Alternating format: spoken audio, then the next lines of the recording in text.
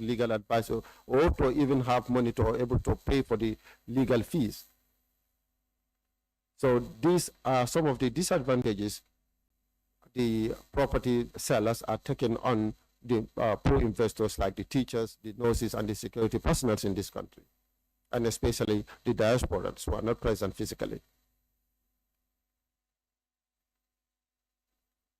This is one of this is another reason why we come up with the report.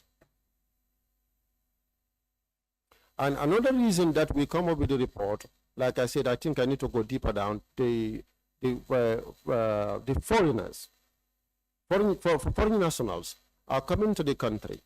They are purchasing property, and the law clearly spell out that there is a certain amount of meter square that should not be sold to a foreign national. But these laws are hugely violated by the property sellers. So we also deem it necessary that the authorities should also look into these matters. Because if there is a law that says that not more than 250 square meters supposed to be sold, or 600 meters supposed not to be sold to a foreign nationals, and we are seeing foreign nationals are purchasing kilometers by kilometers, where are the unborn generation going to house themselves in this country? Again, if you look down further, you understand that the people that are into this business are hiding behind some of the recognized figures in the country. Our research has shown this as well. So it's like people are just doing this vehement corruption with some of the authorities at positions. So we deem it necessary that the Regional Land Committee at the National Assembly should also understand this and take note. Like I said, we have solutions. We have highlighted some of the solutions that need to be done, but we also have some constraints. I think before going to the solutions, we should go into the constraints quickly, because I will not want to take much of your time. We have constraints of mobility, because we only stopped at the Greater Banjul area or the West Coast region. And when we are talking about national issue, it's not supposed to be restricted within a single region or two regions. Now, if you look at the train in the West Coast region, there is not land, especially in the KMC, there is no land left. The land misuses, like I said, we need to look at land uses and land misuses. Recreational center in the KMC or in the West Coast region, there is no recreational center. Very few. No garages. The Ministry of Land, through the physical planning, will give approvals to real estate industry, real estate agencies, and they will know that these people are selling hectares of land, for instance, in the Combo South. Because right now, the Gambia, everywhere, everybody is concentrated. The land sales is highly concentrated in the Southern Combo. There is no bush remaining. Now the real estate agencies are attacking our forest.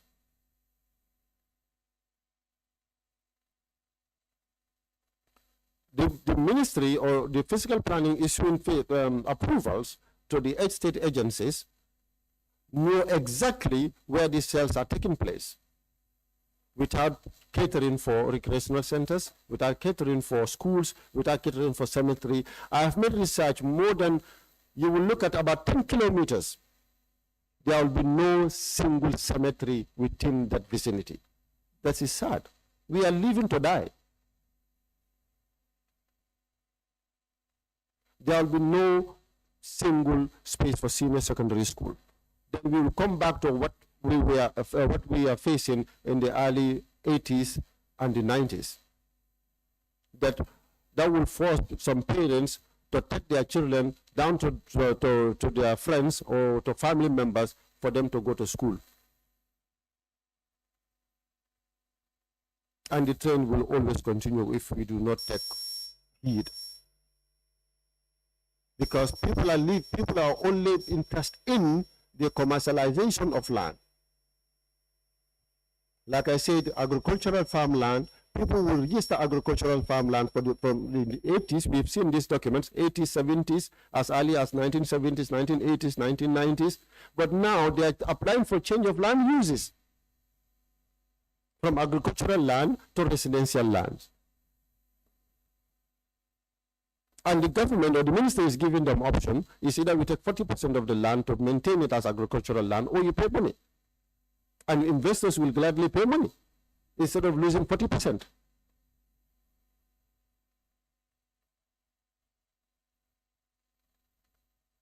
And you look at this 40% also, for instance, if you are not lucky enough, they insist that you should give them a property of the land of size of the 40% of the change of land use that you applied. This 40% will be again sold to individuals, to friends. Now, the second part of constraint includes equipment and materials. We need equipment. We do not have gadgets, and we need gadgets right now. We are living in a technology world that we need more gadgets like the laptops and others, cameras, so that we can able to do massive sensitization on TVs. And also this also requires funding. Media is very expensive in this country. And not everybody can able to log into social media because it requires data. And in fact, we made research, about 60% of the purchasers of this property are illiterates. So they cannot go into social media or YouTube to able to watch some of our programs, some of our sensitization programs that we host. Sometimes when we approach some of these TVs, all of these TVs, in fact, they request money. So this is also, and this is a huge amount of money. For the past four years, apart from last year and this year, some of the real estate are sponsoring us, but we stopped them. Why? Because we don't want to be liability. The real estate that are sponsoring us, if they see their logo, purchasers or investors see their logos on TV screen, on our program, they'll be easily convinced that these people are doing the right thing, whilst those people are not doing the right thing. So we sit and discuss to ourselves that most of this real estate sponsoring our TV program or TV shows are the one, in fact, scamming people, because people will come back to us. For instance, real estate A, real estate B, we purchase property from them, but we are still unable to get our property, our document, or no allocation. And when we look at their names, we see their names in the list of the sponsors. So we say that we are not doing justice to the public. Because if you should take us as a role model, or you should trust us that we are the one doing the property vetting for you, so that we can able to direct you that you can go and buy from real estate B. And you are seeing real estate B, we are dining and wining with them on TVs. So that's the reason why we stopped real estate not to sponsor our program for 2 years now.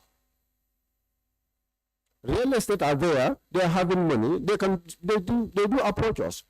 If you want, we can sponsor you $200,000, $300,000, $500,000 for a year. But what are we doing? Which means that we are also propagating fraudulent. So that's the reason why we stopped. So another constraint that we have is that we also want to, like I said, we also want to do some regional meetings with the chiefs, with the alcalos, so that we can also sensitize a lot of alcalos, because we've done that with the West Coast region. We met the alcalos, we told them to change their form, their transfer form, because we need a detailed transfer form. We cannot just be from A to B, this and that. We want more detailed, 2-3 witnesses. And we also encourage the alcalis to go do site visits, because our research has shown that most of these properties, you purchase, two people will jointly purchase one property, or 3 at most sometimes. This is as a result that the alcalis themselves do not go for site visits. Somebody will just come to the alcali's house and say that our compound, our Kabilo compound, or our clan compound, our clan land that is behind the baobab tree, we are selling it. And Ibrahim, next tomorrow, Ibrahim from the same family can come and say we are selling our property. Whilst alcalis are sitting in their comfort zone, they do not do this side visit. They do not know exactly which property is being sold. So that brings the reputation of property sold silent to different individuals. And now we see that the investors are now crossing to the North Bank region because there is not much space in the West Coast region.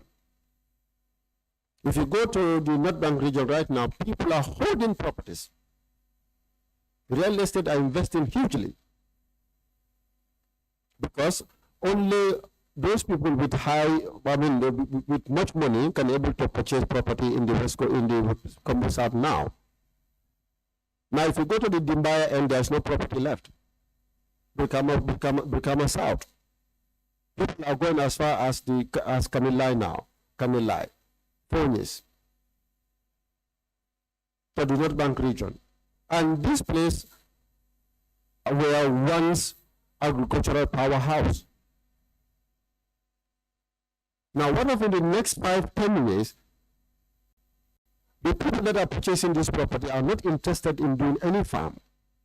All their interest is just to hold it, fence it, and demarcate it, sell it to individuals for habitants. So this is very important. So that's the reason why sometimes we also want to go, before they reach there, we sensitize the indigenous people there, the indigenes, and also the alkali, so that they can able to restrict who sells land and how to sell it and to who. So again, we would like to go quickly onto the solutions. Perhaps we are expecting some questions to be asked, so we can go to the solutions. Solution A that we talked about is controlling the land sales industry or agencies. How can we be able to control the land sales? We as an expertise in this area, we believe we can able to distinguish real estates, because when the name real estate, when it appears, you look at the rightful meaning of real estate. It does not, it's not in conformity of what is happening in this country. Most of them are brokers, but they call themselves real estate agencies. We advise the government to look and differentiate their purpose and the license given to them. Most of the real estate, we understand that about 40% of the estate agencies registered, they do not even have 20 by 20 in their names. They sell for others. Or one inheritable property they have, they registered. My father had a property in Busumbala or Busura, then they demarcate it and start registering as a real estate. As tiny as this country is, you have about 100 real estate agencies. Where are they thriving? So we believe that the government should be able to look into the definition and their mode of operations to see and able to give them a different license. And also number two, like I said, the licensing, real estate licensing is very important. We believe different licenses are supposed to be given to different real estate agencies. Developers with their license, property managers with their license, and retailers or brokers with their license, so that this can give a clear head to the customers or the consumers where to go. But you go to a small real estate agency, they tell you that we can do construction, we can do land sales, we can do documentation, we can do this, we can do A. They don't have a single expert in that office. If you realize, you will agree with me that real estate has now gradually turned to money, to financial bureaus. Real estate will have the audacity to go to the TVs and radio station, advertise, and tell people, that the general public, that you can purchase a property as long as a duration of 5 years, $200,000 for 5 years. And they do not have a single expert, financial expert in that office. that brings the problem, according to our research. Because if they are paying bit by bit monthly, poor people are paying their 5,000 monthly, $3,000 a month up to 3 years, land, the price of land appreciates in this country. You agreed with me in a contract of $250,000 after 3 years. After 3 years, that land appreciates to $500,000, and you tell me to transfer that land to you. Whereas your money has been paid in bits and pieces, and I use the money to buy expensive vehicles. That's what that's the thing. We go to small boys and having this real estate, they are driving 8-cylinder vehicles. How do you think you can be able to meet your target? That's one of the reasons why police stations are stormed with land cases in this country. After 3 years, after 4 years, there is no money for refund. And they use the Twitter to say that we are allocating them. We are reallocating you. So another factor is the systematic. We also believe that that's number 3. Systematic data arrangement and digitization will also help. So the data arrangement. This means we should have arrange data, whereas we know how many property is being sold at a certain time for a period, so that we can able to know the land uses and the land misuses and the remaining virgin land that we have in this country. For God's sake, Gambia is naturally endowed with only 2 things, that's land and sea. But unfortunately, these 2 natural endowments are overlooked by the government. And this is where the Gambians' life depends on. We do not have diamond yet, we do not have crude oil, we do not have anything except the land. And land is open to anyone. We are seeing foreigners operating as realtors in this country. Real estate agencies. We are not saying that foreigners should not operate. We are not saying that. Gambians are living in other countries operating their businesses. But there should be checks and balances. It cannot just be a free flow. We have 30 minutes to go. Yes, let me just go quickly. And also ownership identification. We also understand, we also believe that property owners supposed to be identified. We know who owns this property.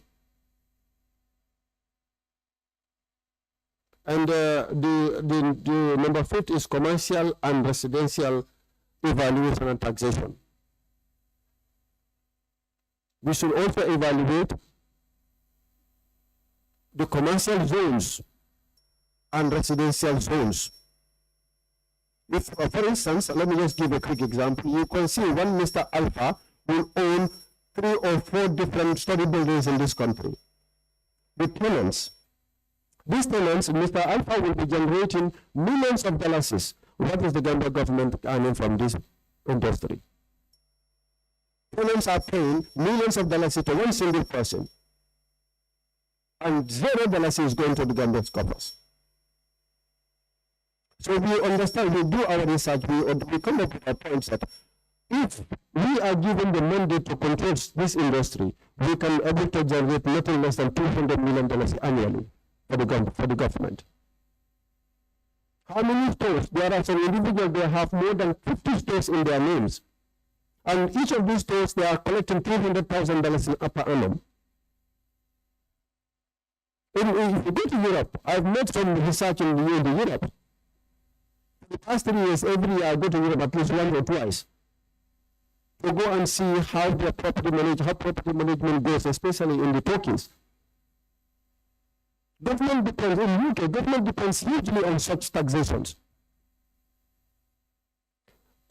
The land supposed to be, right now, we have to move to another level. It cannot just be anybody supposed to sell land. Because we see that if you sell land to me, that costs $1 million, I paid $1 million to you. You go to GRA for capital gain tax, you can go and tell GRA that we purchase this land for $200,000, whilst you purchase $1 million just to run away from paying tax. But if we have a data system arrangement, who are to buy land, who are to sell land, these are identified. There's been less cheating. So government is losing more than $150 million in this arena alone. Again, you go to just 2 minutes. I will quickly finish this. You go to the solutions again. Involvement of alcalos into our system. We have to make sure that the alcalos are brought into the system. We cannot operate this alone without the alcalis.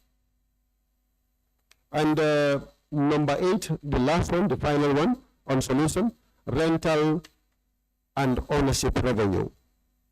Like I said, people are paying high amount of money, rent fees in this country to their owners. But what is the owner paying to the government? This is the question. You know somebody, a friend, a family member, or uncle or baby, who is collecting nothing less than $1 million annually on rent. But this person, how much is he paying back to the government? So it's like the Gambia, our natural endowment is just left open for anybody. That's why the gap between the poor and the rich is always widening in this country. Thank you very much. Good afternoon once again. Thank you very much, CEO, for that wonderful overview of the report that was submitted to the committee. We are very much grateful because as a concerned citizen of the country, it is always important that matters that are of public concern be raised, and then so that we can look at it together and holistically we can come up with a very good solution. Land dispute is definitely, as you stated, is known to everybody now, and it is also very important to us as a committee. And to that effect, we have lots of engagements. We have engaged with the ministry, with also physical planning department just a few weeks ago. We invited them here so that they can give us a report on, the issues of these real estate agents. And we are trying to see how best we can work with them to make sure that we find a possible solution to the issues that are always raised by people. As a researcher and as a consultant, with these reports, I think it is also important that they are also shared with Ministry of Lands and also with the Physical Planning Department. It is very, very sad when I went through it and have seen that licenses are given to foreign investors in this country. I think this is, it's not bad, because we also have our people who are investing in other countries, but there should be a control mechanism so as to make sure that they did not invade our lands and then just leave us in pain like that. When you say 40% of sales at some agencies are aiming at non-Gambians, in other words, our land are being sold to foreign nationals without factoring due processes. Were you able to come up with a particular data that would be able to show the amount of land that has been sold to non-Gambians? Because, as you said, there is a policy that, a foreigner cannot own more than 25 meters square in single community or residential area. 25. More than 25,000. 2,500 meters, yes. Yeah, more than 2,500 meters square in a single community or residential area. So I think it is also very important, and it will be helpful if you gather, let's say, more information as in a form of a data that would show us. I think that would also be shared with, if possible, with the physical planning department, so as to help us, come up with possible solutions. Like I said, it is very sad. The land disputes in the country is very sad. But I think, according to the permanent secretary last engagement and the ministry, they are also trying to call this, real estate agents to come and register with them. And one of these important questions that we raised during the last meeting was there are these social amenities that are needed whenever these, lands are demarcated, like cemetery that you said. We always need to see that, in this particular land that is demarcated for us, for an estate, they must show us where the cemetery, the location of the cemetery, the school, hospitals, and all that. But you see that in gaining the authority from them, they would provide it and show it in their landscape. But then with time, they will in turn resell all those things. So these are all factors that we have to put together and then see how, we resolve this dispute. And I have to commend you also for taking it upon yourself to resolve disputes that has, happened between individuals, between alcalos, between locals, and between real estate agents. That's really commendable. But like I said, you really need to work with the ministry, because I don't think you can do it alone. You have to put efforts together with the ministry and together with physical planning, and to make sure that you work towards achieving all these things. I think there should be possible ways of solving the problem if we put hands together. And I thank you so much for this effort, and then for reaching out to us as well, because this is what we need to do as Gambians. Let us look at how we put collective efforts together. We don't have to wait for outsiders to do it for us. And it's a thumbs up from me that we have an individual, a Gambian citizen who is of concern, to make sure that he try to find with his limited resources ways of gathering certain information that will be of help to the committee. So I thank you so much for that. Thank you. Thank you, Honorable Chair. Good afternoon, BB Consultancy. For lack of time, I think I could be contented with the interventions of the Honorable Member for Sawasanjal. He did justice to what he said, and I share his opinion, and also shared your opinion, your position on all that you have revealed here. Just to add that on the final recommendations, the detailed information you have revealed here are very important and vital, but they are not part of this. I don't know whether you will be ready to share that with the committee, but those things are very important. You've also raised the 1 million issue. I'm not sure you say something. They are paying 1 million, and who eats it? I think.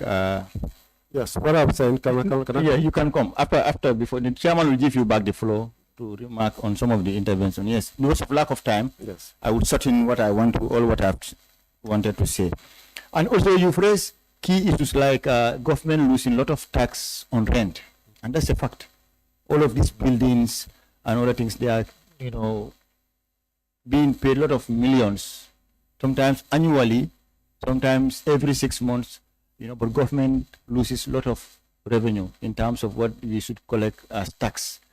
I'm not sure whether your research can confirm, because sometimes you hear that some of these rent premises are being asked for dollars, and this had a negative impact on our currency against foreign currencies. You understand? Maybe your research, you can confirm it's that. In the report. Yes, it's okay. I have not delved into the report because I just received it now, this morning. And these are huge things.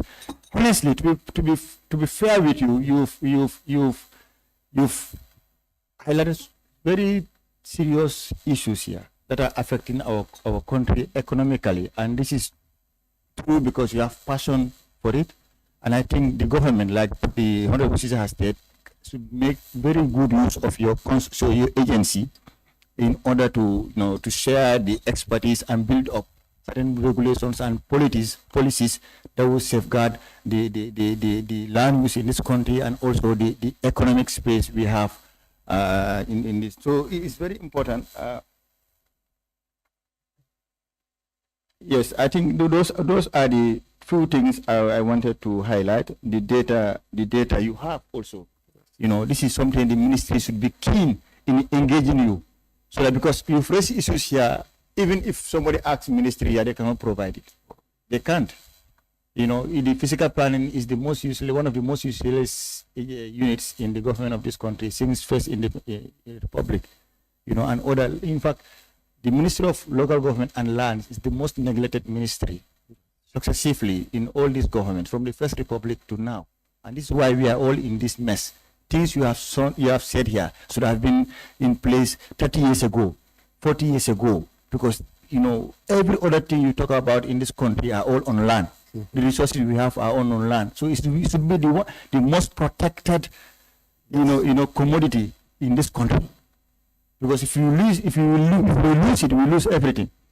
So I think your deliberation, your presentation is very insightful, but also very frightening as well. Because anybody who has concern for this country, you've highlighted issues here that it's time to get and address it. And now, we cannot wait any longer. The issues of logistics as well. You know, because I don't know whether the service, because you said you've settled around about 178 cases. Do you charge services for that? How do you settle it? Do you charge services for people who bring complaints and all those things as a consultancy? Yeah, thank you very much. Thank you, Jam. Just 2 minutes. Thank you very much, Mr. Dabo, for that detailed presentation. And then I applaud all of you being a good citizen, because by going through your report, definitely I'm very satisfied, because I can see you are all concerned, and this is a very serious matter. My only worry is I have seen you have listed some estate agencies who I know at the moment, or since 2-3 years back, I've seen so many people going to court with them. There is even a court case right now at the court with those people. So I don't know how do you gauge those people and then list them among those who are at least trying. Yeah, so I want to know how do you do that? Because, for me particularly, I know them and I have been there with so many people trying to address some issues, but still we have those cases in the court. And then, as you also mentioned in your report, sometimes when you also go to the courts, the person who bought the land from these people, you end up sometimes, discouraging, because it is not what you expect or what should be done you will have at the courts. Sometimes you lose your land, you lose your money, and you see the individual. As I'm saying, last time when the minister was here, I said this. I have seen somebody who said, if he see this man, wherever he see him, he will attack him, whether in a car, in his compound, wherever. That's a catastrophe. That man he have discouraged. He have gone to the police, gone to the court, nothing. He said, wherever I put my eyes on this man, I'll fight him. I said, no, you will put yourself. This is something that I know, and then I'm on it every day. And then that real estate agency, I've seen it. I have seen them here, so I don't know how they get into this. And then the minister was saying also, with all these estate agencies, I think he said not even more than 10 who are complying or registered with them. They also said they are coming with a unit that will perform oversight function on all these real estates, and they have given them ultimatum, like deadlines to come forward and then make all their registrations.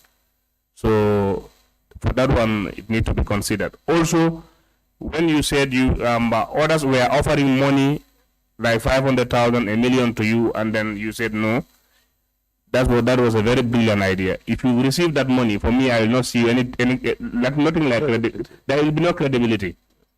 If you are fighting for the people, for the society, for the citizens, and these real estates, you are receiving money from them, there is no credibility, there is no reliability anymore. So that was my concern. Thank you very much. What you are submitting to us is different from the one that you submitted to us is different from that one that you are reading. So maybe you can give us the updated version. And I think it's also important that you make extra copies for all the National Assembly members so that we share it with them, because this dialogue is going to continue. As been said by our members, we just met the Ministry of Lands and Regional Government, and they had discussed a lot of issues. And these are things that we are pushing. We want to see a bill that will come that will regulate all these real estates in this country. As you rightly said, Combo South, you go to the chief's courthouse every Wednesday. Sometimes they are there up to 7 o'clock in the evening. 10, 15, 20 cases is all land case. So these things are alarming, and the amount of monies that are involved in these things are not recoverable. So I think this is a good initiative. What we want to do, we want to start the dialogue, but it needs to be sensitized and get to the people who matters, and that so that everybody knows what is happening around the country. So maybe if we can just quickly answer those questions that are asked by the members and the ones that I've just sent and highlighted, then we can close this session for today and see whether we can have a better place where we will invite all these key stakeholders and then have a second round of discussion. Thank you. Thank you very much, Honorable. Yes, I'll start with your question. Our relationship with the regional governor. Officially, not. We do not have any official relationship with the governor. We were working directly with the former minister, that's Musa Drame, and permanent secretary. He knows me personally. We've been engaging with them, and also with the IG's office, because sometimes we file case against some of these fraudulent dealers. So we file case from our office to the serious crime, and we make sure that they refund this money. This is one of the mechanisms that we use so that we can able to get our clients, especially the people that report the matter to our office, so that they can get back their land or they get their money. On the side of the report that I'm reading is the same report. It's just a deeper down explanation. I think all what I have read here, it's in the report.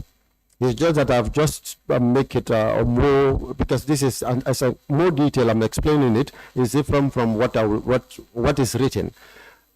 Yeah, the recommendation part is there. Of course, yes, it's there. If you go to the report, you look at the recommendation.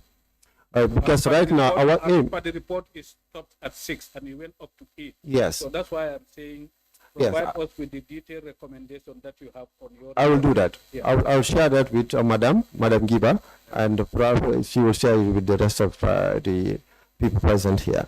And also, you talk about the real estates that are involved or that are listed in the report. Yes, our recommendations or our research does not only go by hearsay. We make sure that the people that are reported their case to our offices, if those reports, if those complaints reach our office, and when we make contacts with those real estate, we make sure that they refund their monies. There's an honorable member in the National Assembly right now, not sitting here, but he filed a case about 20 plots, and we make sure that that particular real estate allocate those individuals. So if those cases reported to us, we make sure that it is settled. If it is not settled, you are not qualified even to sponsor us. So some of these facts are based on our relationship and the report that we receive from consumers or from customers. Yes, of course, consultations. The consultations and site visits. Consultations we charge, and we do site visits for you, and also if your yes, the 1 million that was just, I was just given an example. For instance, a property could cost $1 million or $2 million. Yes, come on. A property could cost $2 million in the combo. We all know the property market value in the Gambia. Sometimes property, it is listed, I highlighted that in the report. 20 by 20 in the combo, it costs up to $20 million, for instance.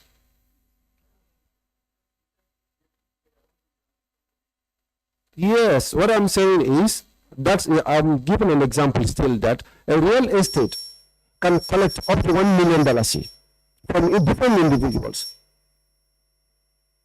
and they will not provide any single property for those people. And if the frustrated customers go to the police station or go to the court, it becomes fruitless. So this is sad. And also, you ask about the foreigners investing or foreigners having license to operate in this country, of course, and also the 40% of some of the real estate agencies that are targeting foreign investors or foreigners. And this money is being paid in hard currency. It is in the report. Because of some of these tenants, some of these houses, the tenants are requesting dollars. They will ask the shop owners or the office owners to pay in hard currency. So what we are trying to do here is we are looking for a public-private partnership with the government so that our office can take charge of this, the licensing of the real estate, to be able to help the government to be able to differentiate their work as per our expertise. We can able to handle these agencies and this industry. And we also, like I said, we have realized that there are a lot of hundreds of millions of dollars that the Gambia government is losing. Because 40 years ago, 50 years ago, there was no need for such things because people were not much interested in land in this country. There was not much rural urban migration. But now, the need for land or investment in property is high. If you look at the sub-region, Gambia is the most expensive country when it comes to property. I've been to Liberia, Senegal, Sierra Leone, Ghana, from my own pocket, doing research. If you come to the building materials, raw materials, they are most imported. Some of these countries, like Senegal, they have basalt. They have other raw materials they can able to build. But in the Gambia, what do we have apart from the sun? And the sun, we are losing the sun itself. Because if you look at the rate of construction going on, if there is no limitation and some restriction, we will lose our sun.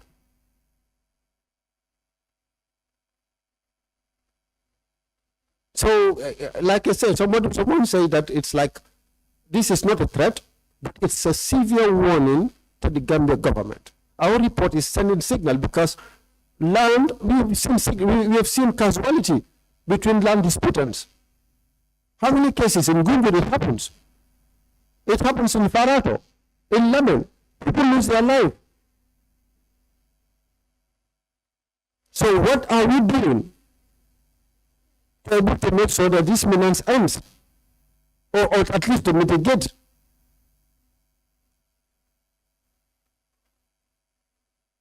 So this is our aim. We put some of these solutions, and our aim and objective is to look for public-private partnership with the Gambia government, because we understand that they cannot do it. They cannot do it. Someone mentioned about the physical planning. Physical planning, if you look at the physical planning report, the approval, it is beneath there, the last line, this document does not suggest ownership. Physical planning supposed to upgrade their systematic operation. Of course, we understand their primary responsibility is to distinguish or to say whether it is a farmland or residential, commercial, and industrial. Yes, of course. But you cannot just bring a document and you ask for approval. And it has been approved. So thank you very much. Thank you so much, Mr. Dabo. We are just wrapping up, and as I said, give us the updated version of your report, and then we will collect the report, and then our subject matter specialists will also have to engage them, and then we will try to call for a tripartite meeting between the ministry again, the real estate owners, and also all the agencies that are involved in this thing, in this land issue. Once again, on behalf of the committee and our subject matter specialists and our staff, we want to thank you. It's up. It's already up. Okay. Sorry for coming late. I wanted to take time to acquaint myself because I was a bit late. Just a clarification, a small clarification. Chair did mention the need to liaise with the local councils, for example. So you did mention that you had a cordial relationship with the former minister, and also you are very much acquainted with the permanent secretary. Was it a formal process? If it was a formal process, so how is that? I have two questions. One, how is that process now with this new administration, with this new minister? And secondly, do you have a legal unit? And if yes, how do you guys coordinate that with, like, for example, I might have a case of my own. I might go to court directly to be able to deal with my own case, for example, but I would opt to use BB consultancy, for example. So how does that coordination? Okay, first we have an official engagement with the ministry, not the minister itself, but the ministry. We have an official engagement with the former minister itself, himself, and also the permanent secretary, because there are some cases that sometimes even the permanent secretary would recommend for our consultancy or our office to handle. Sometimes if we have complicated matter, we will write letter requesting the ministry permission and the police interventions permission that we want to take up certain case at our level so that we can able to make that dispute settled. And bravo to us, there is no case from the ministry or from that from the police that we are unable to settle yet. For instance, the Combo North Chief, Mr. Cham, he can acknowledge this. In fact, right now there are about 2 cases that he wants to undo. He wants to hand over to me. Just last night we were talking. So the legal part of it, no, we do not have any legal group that we work. We also, if we see that the case is highly complicated, and if you look at the report, we put it there. If it involves legal sensitivity that we do not go into much, we only settle it at our level that we can able to handle. And someone was asking about the sorry, anyway, I think I've answered that question. And also the report has been sent to the ministry. In fact, the ministry, they are the first to receive our report, and the State House, then the committee. And we received a letter, a response from the Office of the President, asking the ministry to engage us. This letter is dated on the 27th of December. But I talked to the permanent secretary 2 weeks ago. He said that they were so engaged in this local government, whatever. So they will give me time to engage me so that we can have a talk. But personally, he invited me to a week ago, telling me that the president has received the report and they went through it, and the president is very impressed about this. So he wants me to talk with him first before I said, okay, fine. Then he called me, I went to his office, we have a chit chat over the report and what is my aim. I told him that right now we need, all I want is a public-private partnership, because I know your office cannot handle it. I was just joking with him. I said that your office, I love this man, so we laughed and he said no problem, he would like to invite me.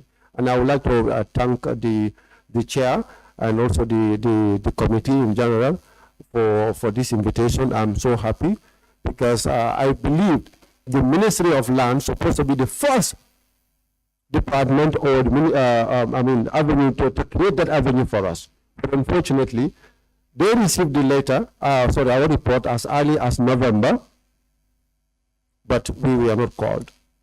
And we sent the letter, the report to the Office of the President. Fortunately, after 2 weeks, we were called. But it coincided with the death of the former Vice President. So he sent a letter that he could not meet us, but he assigned, or he delegated the ministry to have a dialogue with us, and later they can send a report and what we want to do and how the government can able to assist our company. Thank you very much.